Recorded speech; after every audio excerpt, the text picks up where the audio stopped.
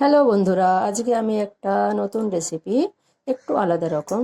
আমরা ডিমের ঝোল, ডিম এর অমলেট वगैरह সব দিয়ে তো অনেক কিছু করি খাই। আজকে আমি এগ ফ্রাইড রাইস মতো তৈরি করব একটু আলাদা রকম ভাবে। তো ওটার জন্যে আমি এখানে তেল গরম হয়ে গেছে। প্রথমে দিয়ে দেবো একটু একটু ছোট্ট একটা দারচিনি, লবঙ্গ আর একটা এলাচ। এলাচটা একটু করে দিই, খুলে। আর জিরে, এরপরেতে চলে যাচ্ছে পেঁয়াজ,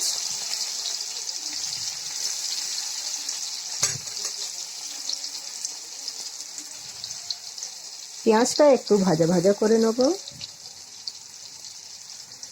পেঁয়াজের সাথে দিয়ে দিচ্ছি একটা লঙ্কা, যেটা আমি একটু ফেলে নিয়েছি।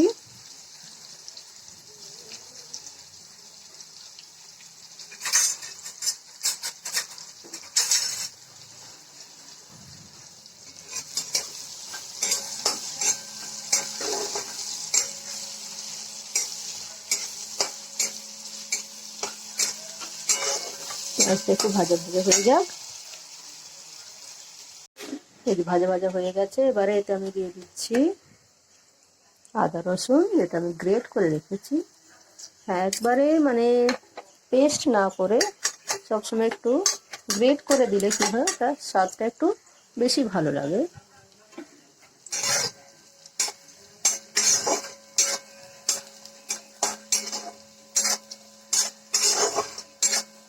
এবারে এতে দিয়ে দিচ্ছি টমেটো, যেটা কুচি করে রেখেছি।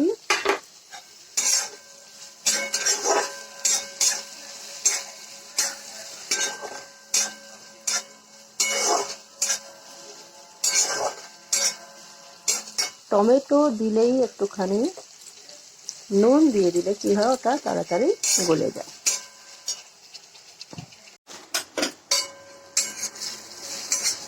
লঙ্কা গুঁড়ো আর একটুখানি হলুদ গুঁড়ো দিয়ে দিচ্ছি।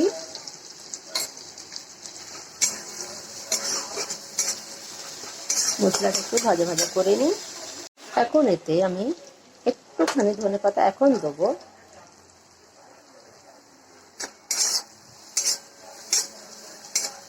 এবারে এতে এই যে আমি ডিম ফেটিয়ে এতে নুন, হলুদ আর একটু লঙ্কা গুঁড়ো দিয়ে ফেটিয়ে রেখেছি। এটা মাস্ট হচ্ছে, কেননা যে ডিম ফাটাবেন ব্যাকটেরিয়া সে হতে থাকে, তাই জন্য আগেই এতে হলুদ দিয়ে দেবেন। তো এবারে এইটা আমি এতে পুরোটা দিয়ে দেবো।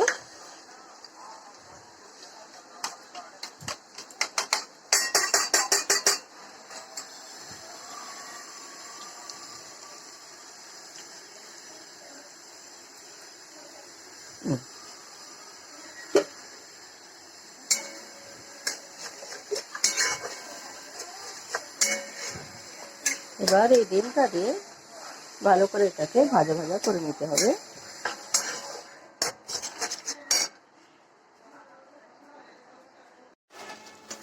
এই এবারে দেখো একেবারে ঝুড়ো ঝুড়োর মতো করে নেবার। এবারে এতে একটু আমি চিকেন মশলা এটা একটু অ্যাড করলাম, কেন এতে কি হবে, গন্ধটাও খুব ভালো আসবে, টেস্টও একটু এনহ্যান্স হয়ে যাবে, একটু আলাদা রকম হবে স্বাদ। কেন পোলাও ওই वगैरह সব মানে একই টাইপেরই লাগে। তো একটু এটা মিক্স করলাম। ব্যাস, এবারে এতে অলরেডি ভাত করে রেখেছি আমি, একদম ঝরঝরে ভাত। ভাতটা অ্যাড করে দিলাম, আর এতে পরিমাণ মতো নুন দিয়ে দিলাম। অলরেডি মশলাতে ডিমেতে নুন আছে, তাই জন্য একটু সেই রকম যেমনটা লাগবে সেরকম ভাত দিয়ে দেবা। ভালো করে একেবারে মিক্স করে নিই। এই রকম যে খুব ভালো করে মিক্স হয়ে গেছে, খুবই সুন্দর করে, খুব সুগন্ধ খুবই সুন্দর ভালো আসছে। এবারে এতে এই যে ধনে পাতাটা বাকি দিয়ে দিলাম, আর ধনে পাতাটাও ভালো করে মিক্স করে দেবো।